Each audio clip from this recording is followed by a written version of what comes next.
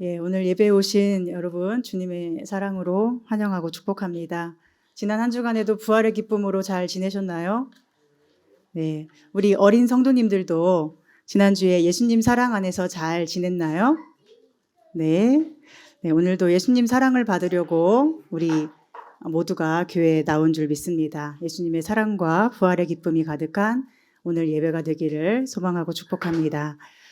지난주에는 우리가 부활의 주님이 주시는 그 기쁨이 무엇인가에 대해서 나누었다면 오늘은 부활의 주님이 주시는 또 다른 것, 제목이 뭐냐면 용기와 따뜻한 마음이죠. 주님이 주시는 또 다른 것, 용기와 따뜻한 마음에 대해 나누겠습니다. 이 제목은 제가 엘리베이터에서 어떤 학원이 붙여둔 포스터에 한 문구를 보고 거기서 착안을 한 것인데 뮤지컬에 나오는 대사처럼 보였어요. 이렇게 쓰여 있었어요. 이 두 가지를 잊지 마. 용기와 따뜻한 마음. 오늘 주님께서 우리에게 바라시는 두 가지 특징이 다른 말로 표현하면 이것이구나 해서 제목을 이렇게 붙였습니다. 오늘 우리가 함께 읽은 말씀에 보면 이 두 가지와 같은 표현이 있는데요. 무엇일까요? 하나는 9절에 있는 착한 일, 또 하나는 10절에 있는 건강이라는 단어예요. 예수님을 믿고 구원받은 자의 특징 두 가지는 바로 건강 그리고 착함이에요. 물론 여기서 건강은 몸의 건강만을 의미하지 않습니다. 마음과 영혼이 치유되어 건강한 상태, 강하고 담대한 상태를 의미해요. 강하고 담대하여 외부의 어떤 위협에도 흔들림이 없는 용기 있는 상태가 바로 구원받은 자의 건강이죠. 그래서 이것이 용기라고 할 수 있죠. 그렇다면 이 용기는 어디에서 오는 것일까요? 여러분은 용기가 있으신가요? 용기는 어디에서 생길까요? 어떻게 하면 생길까요? 우리가 어떨 때 강하고 담대하고 용감할 수 있을까요? 용기는 하나님을 바로 알고 하나님을 마음을 다하여 사랑하는 데서 오는 것입니다. 하나님을 사랑하는 사람은 용기가 생기고 어디서나 누구 앞에서나 당당할 수 있습니다. 이것을 다른 말로 하면 성령 충만이라고 할 수 있어요. 우리는 성령 충만이라고 하면 무슨 병 고침의 은사 정도로만, 방언의 은사 정도로만 그 성령 충만을 매우 한정시키는 경향이 있는데요. 성령이 충만하다는 것은 하나님의 사랑이 내 안에 충만하다는 것이고 하나님의 나를 향한 사랑이 충만하다는 것을 아는 것이 성령 충만이에요. 하나님의 그 사랑 때문에 용감해지고 담대해지고 강건해지는 것이 성령 충만인 것입니다. 성경이 말씀하는 것은 항상 하나님을 사랑하는 그 성령 충만한 자의 용감한 삶을 말씀하고 있어요. 여러분, 우리가 잘 아는 다윗은 오늘 시편 23편의 교동문도 다윗의 고백인데 다윗은 왜 용감했죠? 그는 하나님을 너무나 사랑해서 용감했고요. 사도 바울도 하나님을 사랑해서 용감할 수 있었습니다. 에스더, 우리 성도님 중에 에스더라는 이름이 있는데 에스더는 하나님과 그분의 백성을 사랑해서 용감하게 죽으면 죽으리이다 나갈 수 있었고, 또 사무엘도 있죠. 사무엘도 하나님을 사랑해서 모든 백성 앞에 용감했어요. 그 밖에 수많은 하나님의 사람들이 하나님을 너무너무 사랑했으므로 용감할 수 있었죠. 자기가 잘나서 아니면 체격이 좋아서 키가 커서 가진 것이 많아서 친구나 도와줄 사람이 많아서 용감한 사람이 아무도 없어요. 오직 하나님의 사랑을 확신함으로 인해서 그들은 용기 있게 한 번 주어진 소중한 인생을 하나님께 드리며 그분과 함께 보낼 수 있었습니다. 또한 착한 일은 무엇일까요? 오늘 말씀에서 베드로가 병자에게 행한 착한 일이란 태어날 때부터 40년 동안 일어나지도 못하고 걷지도 못하던 사람을 고쳐준 일이죠. 베드로는 그 사람이 돈을 달라고 구걸하자 그를 고쳐주었어요. 어려움에 빠진 사람을 자신이 할 수 있는 것으로 어떻게든 도와주고 싶은 것. 그가 일어나 걷고 건강하게 살게 해주고 싶은 마음, 이 따뜻한 마음이 그를 착한 일로 이끌었어요. 이런 따뜻한 마음은 어디에서 오는 것일까요? 이것은 하나님의 사랑을 받고 있는 나를 확신하는 데서 오는 것이죠. 하나님이 나를 사랑하시고 지켜주시기 때문에 나 또한 내게 맡겨주신 형제와 이웃을 사랑해도 괜찮은 거예요. 이기적으로 살지 않아도 내 밥그릇 내가 챙기지 않아도 하나님이 나를 먹여주시고 지켜주심을 믿기 때문에 내 것을 나눠주는 사랑을 주고 또 주어도 나도 살고 너도 사는 참된 하나님의 나라를 이루며 살게 되는 것이죠. 예수님은 하나님의 모든 명령을 두 가지로 요약할 수 있다고 하셨습니다. 너의 마음을 다하고 뜻을 다하고 목숨을 다하여 너의 하나님 여호와를 사랑하라. 그리고 너의 이웃을 너의 몸처럼 사랑하라. 또 십자가에 죽으시기 전 제자들과 마지막으로 식사하실 때 어떤 계명을 주셨죠? 새 계명을 너희에게 주노니 서로 사랑하라. 내가 너희를 사랑한 것 같이 너희도 서로 사랑하라. 너희가 서로 사랑하면 사람들이 너희가 나의 제자인 것을 알 것이다. 이렇게 말씀하셨죠. 이 모든 말씀을 정리하면 어떻게 되나요? 하나님을 사랑하는 자는 용기가 생기고 하나님이 나를 사랑하심을 믿기 때문에 나도 내 형제와 이웃을 끝까지 사랑해 줄 수 있는 삶을 살게 된다는 것입니다. 그렇게 따뜻한 마음을 잃지 않고 늘 용감하게 사는 것이 주님께서 우리에게 원하시는 삶이라고 할 수 있습니다. 이것이 바로 성령 충만한 삶이고 또 모든 제자의 삶이 되어야 되고 하나님 나라에 갈 때까지 우리가 결코 잃어서는 안 되는 자녀의 특징인 것이죠. 용기와 따뜻한 마음. 오늘 우리 안에 따뜻한 사랑이 없다면 회복하시기를 바라고 또 하나님을 사랑하는 마음을 회복하셔서 남아있는 우리에게 주어진 시간 동안에 주의 영광을 용감하게 구할 수 있기를 소망합니다. 이제 본문에서 베드로의 모습을 볼까요? 베드로는 원래는 어떤 사람입니까? 예수님을 죽어도 따르겠다고 죽기까지 따르겠다고 장담했지만 예수님이 붙잡히시자 곧 부인하고 도망을 갔죠. 그런데 부활하신 주님이 찾아오시자 베드로가 어떻게 됐나요? 변화되죠. 다시 예수님을 사랑하게 되고 성령으로 충만하게 되고 주님의 영광을 위해 살아갈 용기가 생겼어요. 또한 형제와 이웃을 향한 따뜻한 마음을 품고 살아가게 됩니다. 그러던 어느 날 그가 성전 미문을 지나가는데 한 구걸하는 사람을 본 거죠. 그 사람이 베드로와 요한에게 돈을 달라고 했을 것입니다. 그런데 베드로와 요한은 돈이 있을까요? 없을까요? 돈이 없습니다. 돈이 있었다면 주었을까요? 안 주었을까요? 줬을 거예요. 그런데 없으니까 이렇게 말하죠. 은과 금은 내게 없지만 내게 있는 이것, 더 소중한 이것을 나사렛 예수 그리스도의 이름을 주겠습니다. 그 이름을 힘입어 일어나 걸으십시오. 그러면서 오른손을 잡아 일으키자 그의 발과 발목이 힘을 얻고 서서 걷기도 하고 뛰기도 하고 하나님을 찬송했어요. 그 앉아있던 병자는 이런 일이 일어날 거라고는 전혀 상상을 못했을 거예요. 당연히 그가 바라는 일은 이렇게 다리에 힘을 얻어서 일어나는 일을 가장 바라지 않았겠어요? 그렇죠. 그런데 그 일어나는 일은 바랄 수가 없고 또 상상하지도 못했던 일이기 때문에 그가 가장 원하는 것은 당장 하루 먹고 살 수 있는 돈이 되고 말았을 거라는 거죠. 그런데 베드로는 그가 원할 수도 없었고 원하지도 않았던 나사렛 예수 그리스도의 이름을 주었습니다. 그러자 그가 원하고 바라던 것보다 훨씬 좋은 일이 그에게 일어났어요. 아무도 예상하지 못했던 일이 일어났죠. 여기서 우리는 성령 충만했던 베드로의 마음이 얼마나 따뜻했는가를 봐야 합니다. 구걸하는 사람 그냥 스쳐 지나갈 수도 있었고 돈 없으면 그냥 가면 되잖아요. 마음 조금 아프면 되잖아요. 양심이 조금 찔리면 되잖아요. 그런데 어떻게든 그를 돕고 싶었어요. 그렇게 마음이 따뜻했어요. 만약 돈이 있었다면 돈도 주고 또한 주님의 이름으로 치유도 행했을 것입니다. 그런데 돈이 없으니까 자신들에게 가장 소중한 예수님의 이름을 주면서 어떻게든 그가 일어나고 건강하게 살기를 원한 것이죠. 그런데 오늘 많은 사람들은 어떻습니까?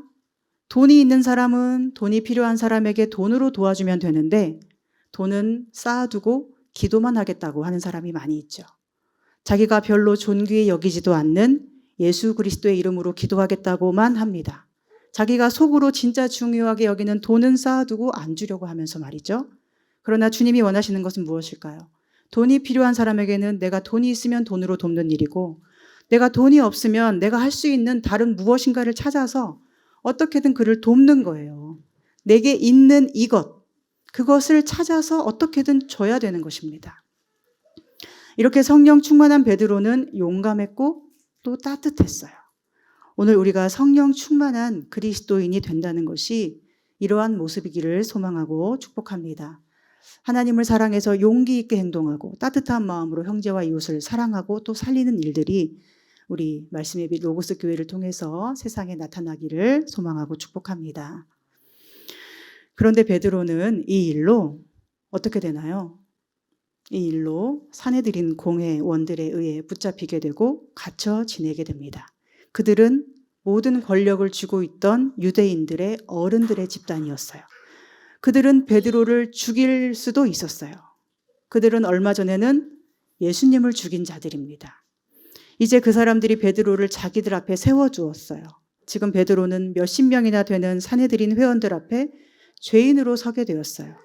마치 자신이 부인했던 예수님처럼 베드로가 그들 앞에 서게 됩니다. 예수님을 죽인 자들이 자신을 둘러싸고 정죄합니다. 예수님이 그들 앞에 섰을 때의 심정을 베드로도 느낄 수밖에 없습니다. 이제 그들이 베드로를 신문하죠. 대체 너희는 무슨 권세로 누구의 이름으로 이런 일을 행하였느냐? 이것은 마치 무엇과 같습니까? 우리를 빙 둘러싸고 꼼짝 못하게 하는 죄의 권세와 같지 않나요? 우리를 걱정하게 하고 불안하게 해서 어떻게 살아야 할지 암담함을 느끼도록 하고 하나님의 나라를 위한 염려보다 나의 삶을 위한 염려를 더 크게 하는 이 세상에 속한 모든 유혹과 시험 같지 않습니까? 그때 우리가 어떻게 해야 할지 베드로의 모습을 통해서 힌트를 얻으시기를 바랍니다. 오늘 8절에 보면 베드로가 성령이 충만하였고 9절에서 10절에 보면 이렇게 말합니다. 만일 병자에게 행한 착한 일에 대하여 이 사람이 어떻게 구원을 받았느냐고 오늘 우리에게 질문한다면 너희와 모든 이스라엘 백성들은 알라.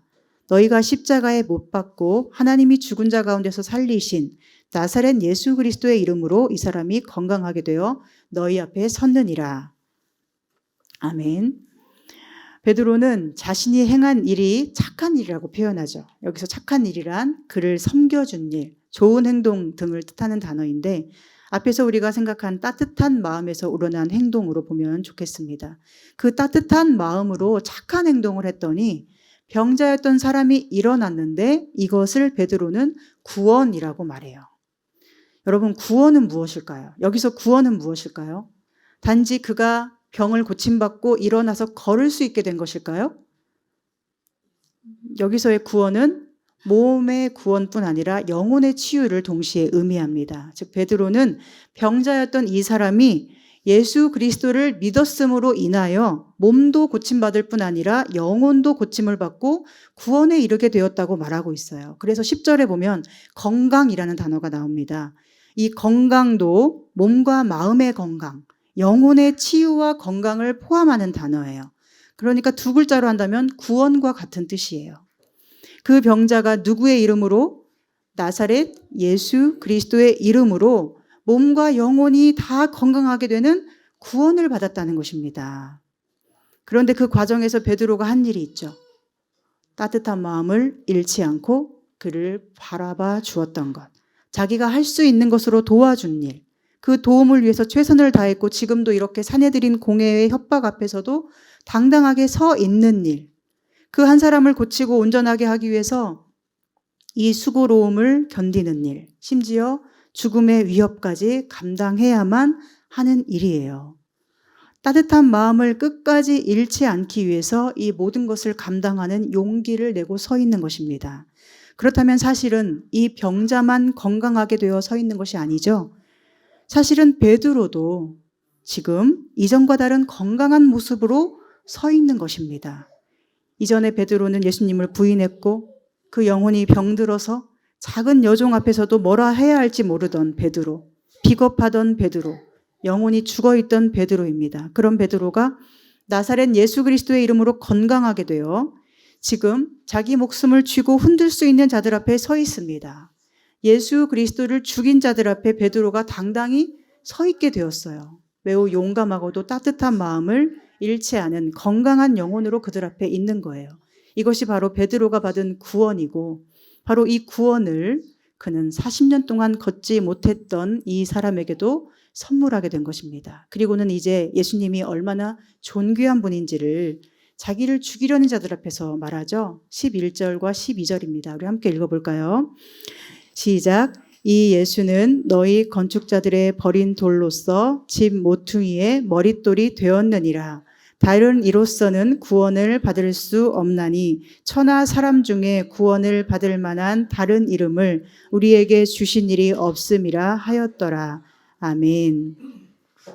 베드로는 자신을 건강하게 하고 또 이 병자를 건강하게 한 분이 바로 예수 그리스도임을 다시 한번 선포해요. 너희는 그분을 십자가에 못 박아 죽였고 건축자들이 이 돌은 쓸데없구나 하고 버리는 돌처럼 그분을 쓸모없다고 버렸으나 하나님은 그분을 살리셨고 그분을 가장 기묘한 자리에 세우셨다. 하나님은 예수님을 모퉁이의 머릿돌로 세우시고 그분이 없이는 구원이 없도록 정하셨다. 그분 외에는 구원이 없다라고 당당히 전합니다. 여기에 구원이라는 말이 2번이나 반복되고 있어요. 이 구원은 앞에서 말씀드린 것처럼 건강한 몸과 건강한 영혼을 동시에 의미해요. 누가 우리를 건강하게 해주고 또 강하게 해주고 누가 우리를 용기 있게 해준다는 것입니까? 누가 우리를 따뜻한 마음을 잃지 않는 건강한 영혼이 되어 살게 해준다는 것입니까? 나사렛 예수 그리스도만이 우리를 강하고 용감하고 따뜻한 사람이 되게 해준다는 거예요. 예수 그리스도가 아니고는 나는 용감할 수도 없고 따뜻한 마음을 유지할 수도 없고 이렇게 건강한 몸과 영혼으로 살 수 없다라고 하는 것입니다. 특별히 저는 여기서 구원의 반대말이 무엇일까를 생각했습니다. 여러분, 구원의 반대말은 무엇일까요? 생각해 보셨나요? 여러 가지가 있을 수 있겠죠. 그런데 어떤 책에서는 이것을 고뇌라고 표현했더라고요. 생각을 해보니까 맞는 것 같아요. 모든 사람은 고뇌하며 살아갑니다. 염려, 걱정, 불안 이런 것으로 표현될 수 있지만 모든 사람은 그 고뇌에 갇혀 살아가요. 죄와 사망의 권세가 고뇌를 통해 우리를 압박해요. 그래서 우리는 죄에 대해서 고뇌하기도 하고 죽음에 대해서 고뇌합니다. 그런데 고뇌하면 어떻게 되나요? 고뇌하면 사람은 아플 수밖에 없어요. 마음도 아프고 몸도 아파집니다. 모든 병의 근원은 스트레스라고 하죠. 정말로 몸과 마음은 연결되어 있는 것을 느낍니다. 고뇌가 사라지면 어떨까요? 마음의 병은 치유되지요. 그러다 보면 몸도 자연스레 치유를 향해 나아갈 것입니다. 그 고뇌에서 해방되는 것이 바로 주님이 주시는 구원입니다. 예수님은 모든 고뇌에서 우리를 자유하게 하시는 분이에요. 죄를 두려워하지 않게 해주시고 죽음을 두려워하지 않게 해주셨어요. 아무것도 염려하지 않게 하시고 모든 불안을 잠재우는 능력이 되어주셨어요. 주님만이 그 구원을 우리에게 주실 수가 있습니다. 그래서 주님만이 우리를 건강하게 하실 수 있어요. 그래서 천하 사람 중에 구원을 받을 만한 다른 이름을 우리에게 주신 일이 없다고 말씀하는 것입니다. 물론 이런 질문이 있지요. 그렇다면 왜 누군가는 아픈 것입니까? 왜 누군가는 장애를 가지고 평생 살아야 합니까?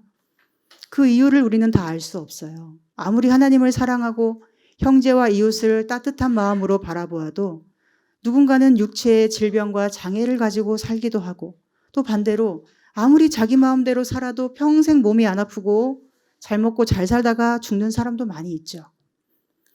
그러나 성경을 통해서 알 수 있는 것은 하나님이 택하신 사람에게 일어나는 모든 일은 하나님의 영광을 위한 것이고 오늘 나에게 주어진 현실이 하나님의 응답이라면 나는 그 응답 안에서 무엇을 해야 할까? 나는 이 주어진 응답 안에서 내가 해야 할 일을 찾아야 한다는 것이 중요합니다. 베드로에게 주어진 현실은 무엇인가요?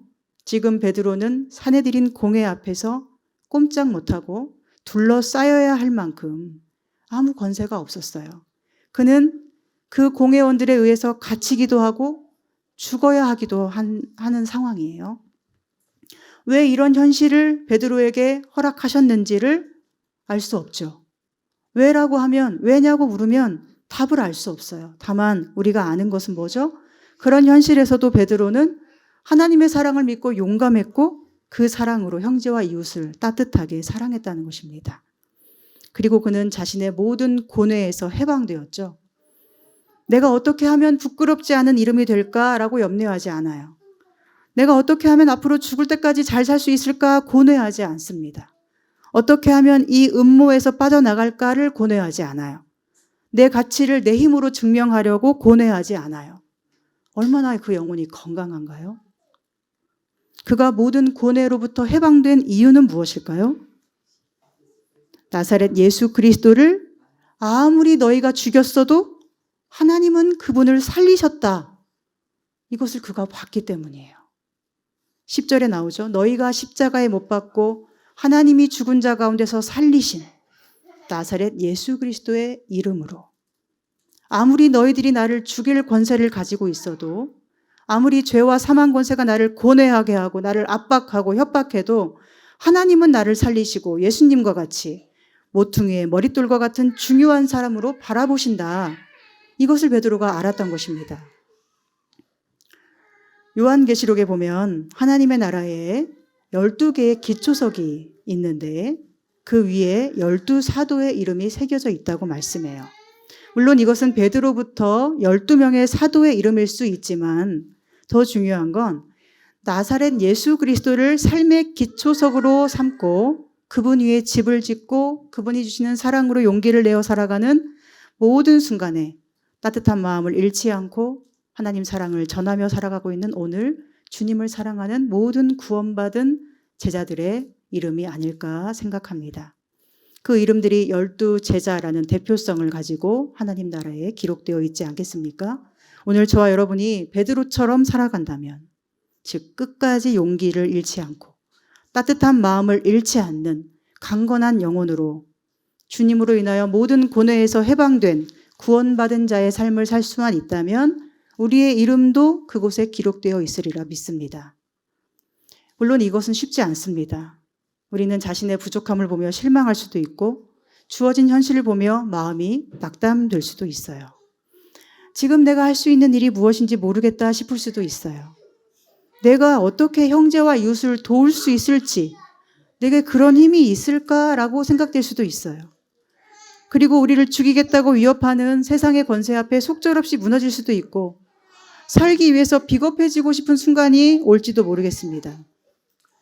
그러나 요한일서 3장은 이렇게 말씀해요. 자녀들아, 우리가 말과 혀로만 사랑하지 말고 행함과 진실함으로 하자. 이로써 우리가 진리에 속한 줄을 알고 또 우리 마음을 주 앞에서 굳세게 하리니 이는 우리 마음이 혹 우리를 책망할 일이 있어도 하나님은 우리 마음보다 크시고 모든 것을 아시기 때문이라. 아멘. 무엇을 말씀합니까? 우리가 서로 사랑할 때 우리는 진리에 속해 있다는 것을 확신할 수 있고 그래서 강하고 담대할 수 있다는 거예요. 그런데 우리 속에는 여전히 자신을 책망하는 마음이 들어올 수 있다는 거예요. 우리가 연약하고 부족하기 때문이에요. 그러나 중요한 것은 뭐예요? 하나님은 우리 마음보다 크시고 모든 것을 알고 계신다는 것입니다. 하나님이 여러분을 알고 계십니다. 하나님은 여러분의 마음보다 더 크신 분이십니다. 우리가 생각하는 것 이상의 것을 생각하시고 우리가 바라보는 것 이상의 것을 보고 계세요. 우리가 꿈꾸고 가장 좋은 길이라 여기는 그 너머에 진짜 가장 좋은 것을 우리에게 주시기를 원하세요. 그리고 선한 목자가 되셔서 우리를 사망의 음침한 골짜기에서도 안위하시고 지켜주십니다. 지금 우리 눈으로는 현실이 왜 이럴까 싶을 때가 있을 거예요. 저도 우리 교회가 개척되고 지금까지 거의 1년 동안 유지되는 것을 보면서 하나님의 은혜를 생각하면 매우 감격스럽고 눈물이 날 때가 참 많지만 어떨 때는 현실만 보면 이 교회가 앞으로 어떻게 될까 걱정될 때가 있죠. 지난번에 총회 훈련에서 이제 소개하는 시간이 있었는데 저희 교회 이야기를 아주 살짝 했어요. 그랬더니 다들 너무 놀라는 거예요. 그런데도 어떻게 개척이 되었느냐고. 어떻게 멤버도 없이 돈도 없이 가족도 없이 집도 없이 어떻게 개척을 했느냐고.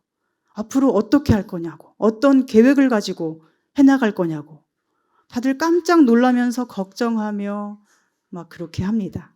이런 개척은 정말 아무도 없다고 말합니다. 그러면 저는 고뇌가 될까요? 안 될까요? 그런 말들을 계속 들으면은 저도 사람인지라 고뇌가 되겠죠. 그런데 고뇌하면 어떻게 됩니까? 용기가 사라지고 따뜻한 마음을 잃어버리기가 쉬워요. 모든 고뇌의 말들을 들으면 어쩌면 우리는 마치 산에 들인 공회원들 앞에 서 있는 것과 같은 그런 기분을 느낄 수 있어요. 건강하기가 어렵고 흔들리는 거예요.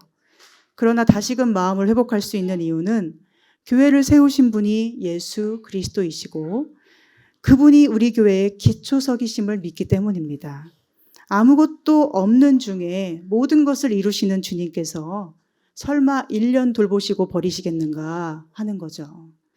사실은 이런 생각을 하는 것 자체가, 이렇게 고뇌하는 것 자체가 살아계신 주님을 얼마나 실망시킬까요? 기초석이 되실 뿐 아니라 선한 목자가 되어 우리를 인도하고 계시는데요. 저는 오늘 예배하는 여러분 한 분 한 분을 보내주신 분은 하나님이시고 여러분 한 분 한 분이 하나님의 소중한 응답이라고 믿어요. 그렇기 때문에 오늘 현실만 보면 계획이 뭐냐고 묻는 세상 앞에서 흔들릴 수밖에 없겠지만 기초석이신 주님이라는 반석 위에서 우리 로고스 교회는 당당히 서 있을 것입니다. 우리 교회가 비록 유아실도 없고 교육부도 없고 또 커다란 예배당이 주는 감격도 없고 잘 짜여진 찬양팀도 없고 뭔가 예배를 잘 드린 것 같은 만족감 이런 것을 줄 수 없다 해도 저는 베드로를 생각해요. 베드로가 돈이 없었기 때문에 오히려 병자에게 훨씬 더 큰 행복을 주었던 것을 생각합니다. 우리 교회가 그들이 원하는 것을 줄 수 없다고 실망하지 않을 것입니다. 오히려 정말로 강한 용기가 필요하고 또 따뜻한 사랑을 잃지 않게 해주는 우리 로고스 교회에 오지 않는 분들이 사실은 더 안타까운 것 아닙니까? 또한 저는 제가 여러분이 아시는 큰 교회 대단한 목사님들처럼 설교를 잘하지 못한다고 해도 낙심하지 않을 것입니다.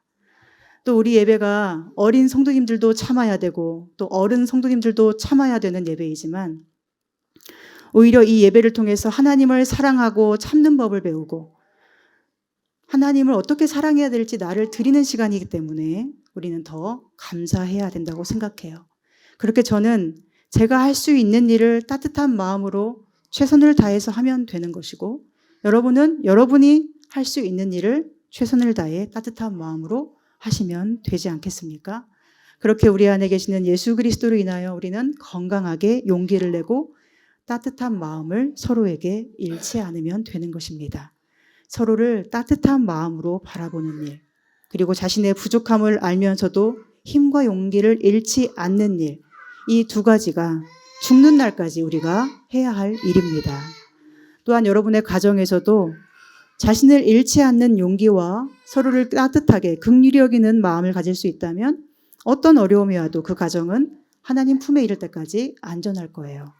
또한 이 사회의 연약한 자들을 향해 불의한 일을 당해 고통받는 자들을 향해서도 우리는 끝까지 따뜻한 마음을 잃지 않고 그들을 어떤 시선으로도 정죄하지 않으며 하나님의 사랑으로 볼 수 있어야 됩니다. 그리고 그들을 위해서도 용기를 낼 수 있어야 하겠습니다. 사랑하는 여러분, 오늘 우리 마음을 돌아보기 원합니다. 우리는 정말로 건강합니까? 우리는 오직 예수 그리스도를 모퉁이의 머릿돌로 기초석으로 삼아서 강건하게 살고 있습니까? 우리는 서로를 정말로 따뜻한 마음으로 사랑합니까? 우리는 정말로 서로를 따뜻한 시선으로 바라보고 있습니까? 작은 일에도 사랑이 식어지고 현실만 보면서 마음이 흔들린다면 우리 안에 기초석이 바르게 되어 있는지를 돌아보시기 바랍니다. 그리고 이제는 예수 그리스도만을 우리 반석으로 삼고 그 반석 위에 건강하고 착한 사람이 되어서 주님을 위해 용기 있고 따뜻하게 살 수 있기를 소망하고 축복합니다. 하나님께서 그런 여러분과 함께 하시고 영원히 목자가 되어 지켜주실 것을 믿습니다. 또한 우리 어린 성도님들에게도 예수님의 따뜻한 사랑과 강한 능력이 목자의 지팡이가 되어서 지켜주시기를 주님의 이름으로 소망하고 축복합니다. 기도하겠습니다.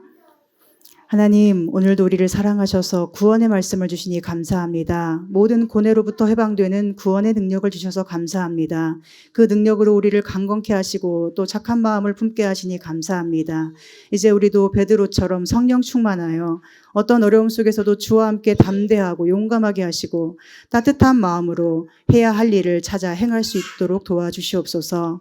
하나님, 살아가는 동안에 어떤 어려움이 와도 우리 영혼이 병들지 않기를 소망합니다. 우리가 세상의 벽 앞에서 걷지 못하는 자 되지 않기를 소망합니다.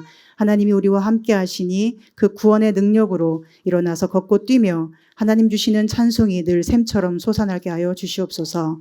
또한 우리가 만나는 모든 사람들에게 그런 성령의 능력으로 다가가서 건강과 생명과 구원을 전하는 저희들 되게 하여 주시옵소서.